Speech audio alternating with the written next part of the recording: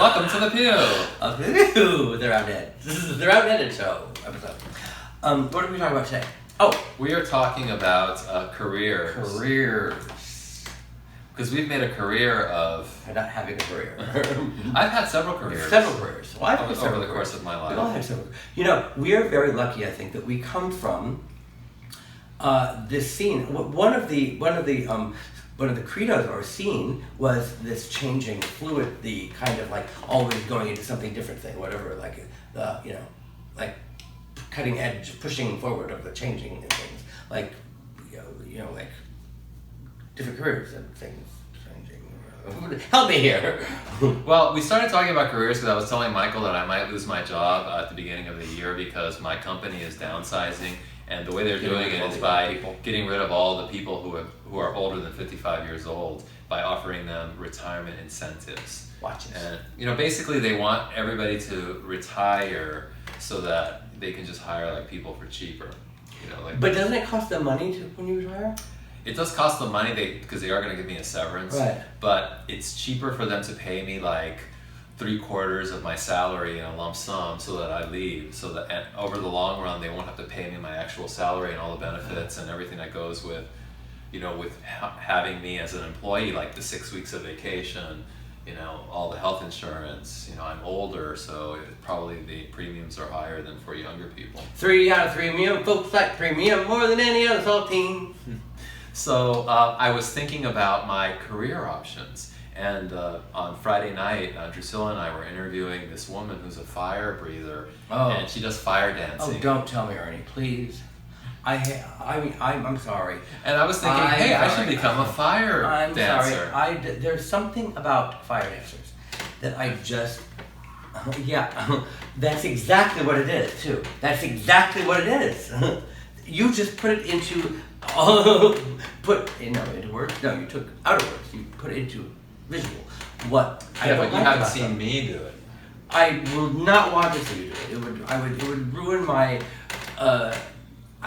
No. Why? What's wrong with fire dancing? There's nothing wrong with it. Because I already have the fabulous outfits. All I need to do is add fire. Please say no. It's like when in the 90s, when one of the cool phrases in California was "it's on fire." And even that just sounded so corny, there's something very corny about it. Well, what is it that you don't like about it? It's very corny. It's obvious and it's corny, and it's supposed to be like, they're like so dangerous, so, but it's like, not. So I was thinking that I should just become a fire dancer because it didn't look like that hard to learn, and I already have like the fabulous outfits. So, just add a little flame and sparkles and I could do shows. I could just go around New York, House of Yes, I could do shows. No. I don't know. Okay, so what what should I do then? Not only should you be planning for this career, but you should be planning for the career after that too, because, by then, people will be living longer and we'll have to have another career after the other career, Yeah, I kind of feel like I want to go back to working in nightclubs. As my so it all circled right because now that I'm more mature and I'm more in control of all my faculties. What? Yes. Mature and in control of faculties? Yes. What faculties are you in control of? Well, now I don't think I would get as carried away with the the drinking. No, because you're heavier now. They cannot carry you away, so they'll just leave you there on the floor. So I feel like I could, work in clubs on a regular basis and not succumb to all the pressures. You can work in a club and not succumb. You've heard it here, folks. Ernie will not succumb in a club anymore.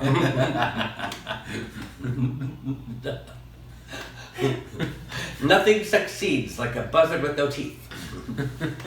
So I was thinking that maybe I could work in nightclubs again. Succumb. I could do like the day stuff as I did at Limelight. Something like that. Working a day job in a nightclub. Well, remember we were there, and people don't realize how many hours we spent in the daytime. I know. I mean, they just thought we showed up for the party and it was fabulous. But of course, our daytime was like what, 2 o'clock?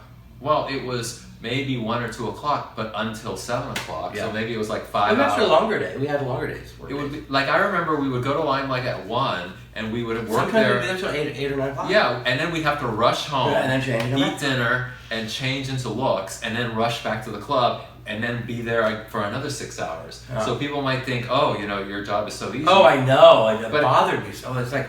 But we were literally at the club from like 1 in the afternoon till 7. And knowing that other people were like leisurely getting ready all day long and Right. putting their masks on. And like, picking out looking fabulous rested, outfits. Yes, and gluing sequins. We were there from 1 to 7, and then rushed home to get dressed to be there again from 10 to 5.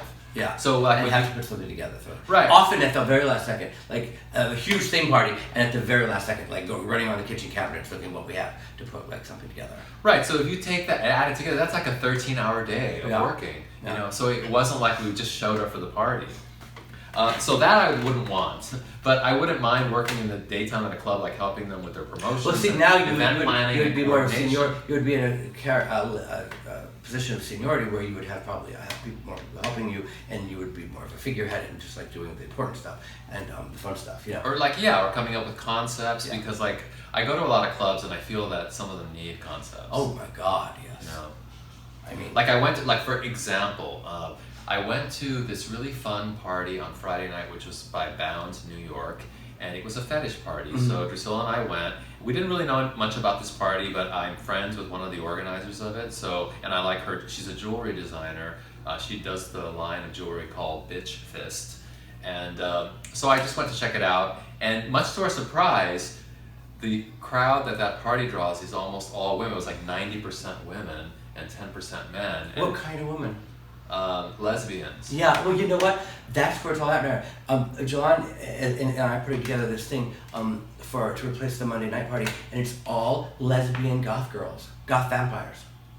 It was kind of along that scene. Like the music that was being played was electronic body music. Oh and my industrial. God! I'm going to make him play for you tonight before you leave. The song by his new group, the Forgiveness or the Tenderness or whatever it's called. It's like Susie and Banshees mixed Depeche Mode, but they're all lesbian vampires. Fun. Oh my God, it's so good. So the music was really good, but I had like this really funny, embarrassing moment there at the party, because when I went, like there was only one cute guy there that I wanted to dance And it with. was a woman. So I couldn't really tell. You know, he was like wearing a gag on his face And it was a Drew? face harness. No, it was not Drew.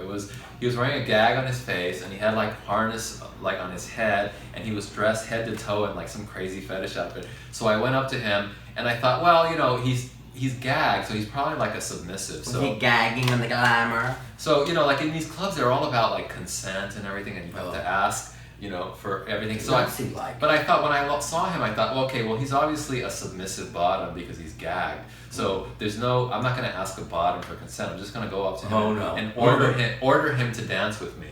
So I went up to him and I said, I want you to dance with me. And then he declined to dance with me.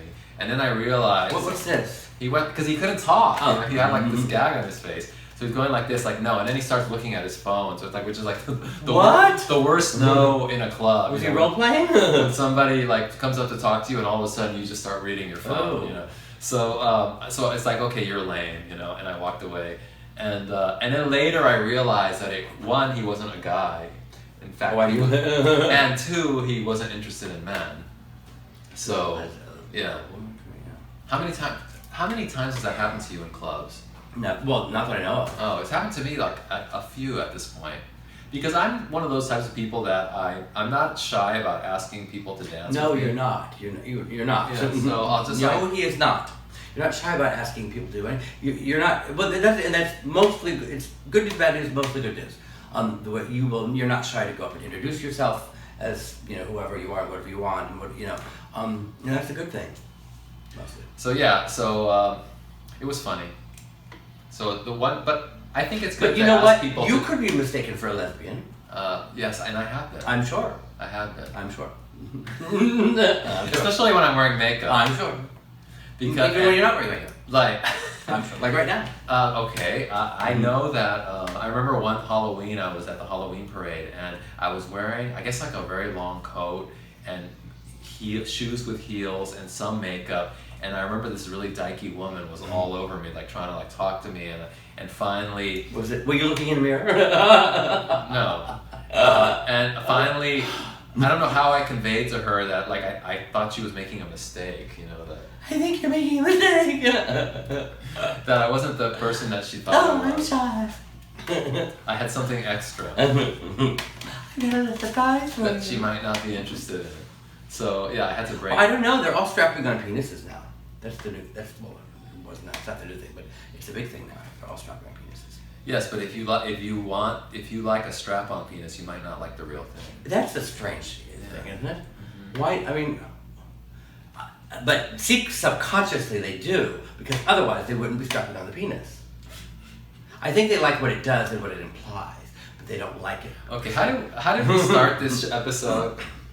Oh, careers. So let's get back to that topic. My career is a strap-on penis. We'll be right back with more about careers.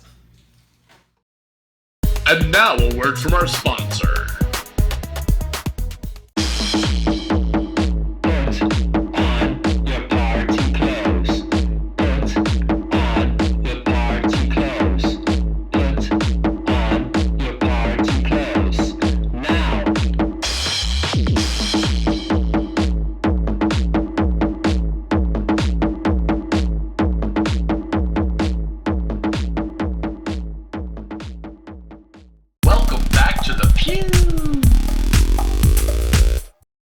Welcome back to the career episode of the Peew. So Michael doesn't think I should be a fire dancer No. for my next career, my encore career. So what do you think I should be? Give me some career advice. You know, whenever my friends, our friends get together and talk about careers, all roads eventually lead to drug dealing and prostitution. And the two easiest, least amount of effort and most amount of See, I think that's a misnomer. But I know, it is. Because one, being a prostitute is a tremendous amount Unless of you're a effort. slut. And even then, it's still like a lot of work, because you have to pretend, like you've got to like go. A friend of mine, whose name shall not be revealed, it was revealed to me just the other day that she was seen sleeping in a box near Penn Station. It's for your soup, and I was shocked to hear it. And when I told this related to two other people, they both said the same thing. In separate instances, they said, "She's a pretty girl. She's smart. Why can't she find some men to pay for her? In other words, why can't she be a prostitute?" All right, so you're suggesting I be a prostitute? Well, I mean, we're all prostitutes in a way. Yes, but I'm not hot enough to be a prostitute. Though, that's where you're selling yourself short. I have never found more people willing to agree that I could be a prostitute than right now. Okay. Or you're suggesting I should be a drug dealer? Well, I mean, you were talking about going full circle. So, yes, I'm not going to be a drug dealer, and I'd like to do something legal. Well, they're legalizing drugs mostly. Yeah, but only marijuana, and I don't like pot. Well, why don't we? Wouldn't you know it? Like the most boring drug is the one Why that don't we gets let the legalized. Pewers leave in the comments what kind of job they think Ernie should have, and don't say blowjob. He's already had that too. And don't say fire dancer, because obviously Fire Michael dancer. hates fire dancing. Although I think it's a viable option. Oh Jesus, Baphomet. See you next time. Bye.